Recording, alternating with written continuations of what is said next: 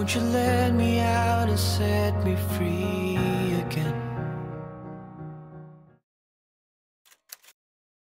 COVID-19 adalah suatu penyakit infeksi yang disebabkan oleh virus corona jenis baru atau yang saat ini dikenal dengan SARS-CoV-2. Outbreak COVID-19 pertama kali muncul di kota Wuhan di provinsi Hubei, Cina pada akhir Desember 2019 yang lalu ya.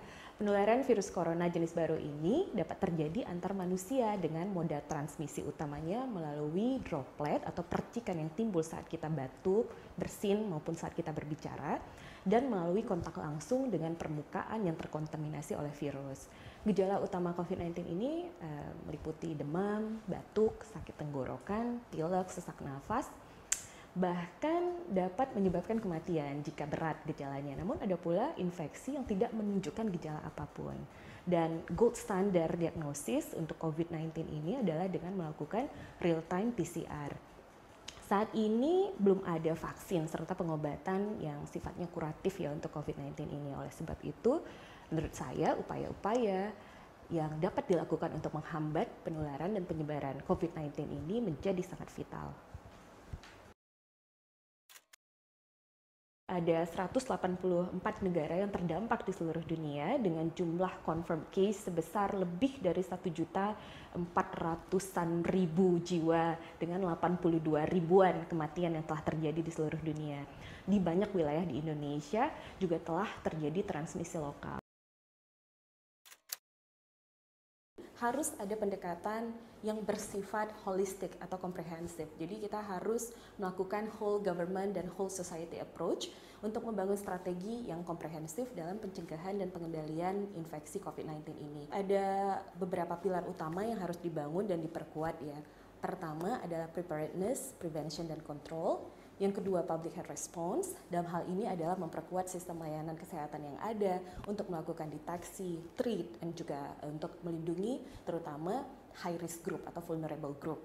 Kemudian yang ketiga adalah health leadership. Dan yang keempat dan yang paling penting adalah people, dan people. Di sini yang saya maksudkan adalah pentingnya keterlibatan masyarakat yang bermakna, yang turut mengambil peran dan berkontribusi dalam pengendalian dan pencegahan COVID-19.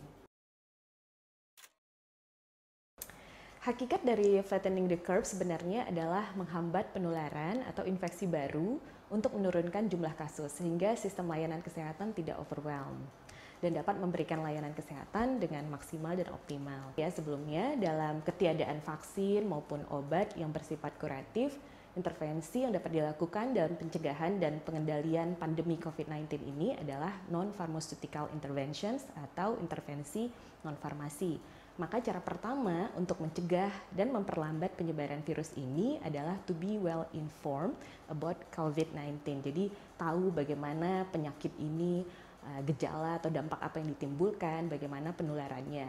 Yang kedua, dengan mengetahui bagaimana penularannya, kita akan paham pula bagaimana cara menghambat penularannya tersebut.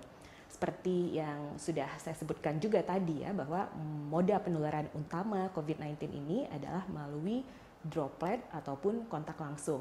Maka untuk flattening the curve, yang harus kita lakukan adalah melaksanakan prevention dan precaution measures untuk mengurangi resiko infeksi seperti misalnya mencuci tangan dengan sabun, menerapkan etika batuk dan perilaku hidup bersih dan sehat, tidak menyentuh hidung, mulut, atau mata saat tangan kita belum dicuci atau saat tangan kita kotor, ya, menghindari keramaian dan berkumpul, just stay at home.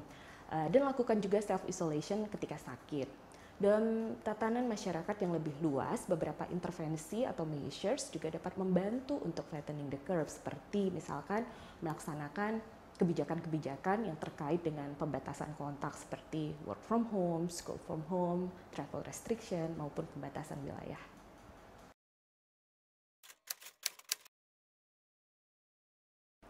Semua orang, masyarakat itu sebenarnya adalah aset besar dan mereka memiliki kapasitas untuk dapat mengambil peran dan berkontribusi dalam pencegahan dan pengendalian COVID-19. Seperti misalnya dalam memberikan dan menyebarkan informasi serta komunikasi resiko melalui saluran-saluran komunikasi yang ada di masyarakat, seperti misalkan melalui pengumuman di masjid, ya, melalui kelompok-kelompok masyarakat yang ada, membantu dalam melaksanakan pelacakan kontak, pelaporan kasus ke fasilitas kesehatan, serta mereka juga bisa memberikan kontribusi atau berperan dalam menggalang support dari sisi logistik maupun dukungan ekonomi dan sosial lainnya.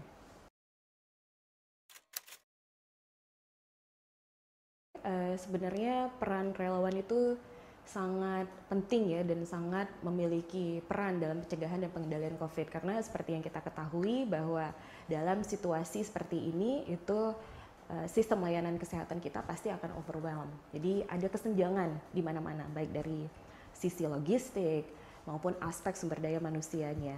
Jadi dalam hal ini saya pikir peran relawan itu akan teramat sangat dibutuhkan untuk mengisi kesenjangan-kesenjangan yang ada, baik dalam hal memberikan, mulai dari hal-hal kecil saja ya, seperti memberikan informasi dan edukasi kepada masyarakat tentang COVID, relawan untuk memberikan dukungan logistik, penyediaan alat pelindung diri misalnya, atau sarana-sarana cuci tangan di masyarakat, dan lain-lain sebagainya. Yang paling penting untuk diperhatikan, khususnya sebelum kita memutuskan untuk menjadi relawan, adalah to be well informed. Artinya kita sudah memiliki cukup pengetahuan dulu tentang COVID-19 ini, tentang penyakit ini, bagaimana cara penularannya, dan bagaimana cara menghambat infeksinya. Jadi dengan bekal ilmu pengetahuan ini, kita juga bisa berkontribusi dengan maksimal dan tidak justru akan mencelakakan diri kita sendiri. Kemudian yang kedua juga penting bagi saya adalah kesiapan dalam diri kita untuk mengetahui prevention dan precaution measures yang harus kita ambil untuk setiap level atau tindakan serta intervensi yang akan kita berikan sesuai dengan peran kita. Yang bisa kita lakukan adalah stay well informed. Artinya bahwa kita harus mencari informasi yang akurat dan tepat dari sumber-sumber yang terpercaya. Jadi dengan mengetahui informasi yang tepat tentang COVID-19 ini, kita juga dapat menyebarkan informasi ini kepada misalkan keluarga kita, teman-teman kita, tetangga, atau warga masyarakat di tempat kita tinggal. Jadi dengan hal yang sederhana ini saja sebenarnya sih kita sudah mengambil peran yang cukup penting dalam pencegahan dan pengendalian COVID-19.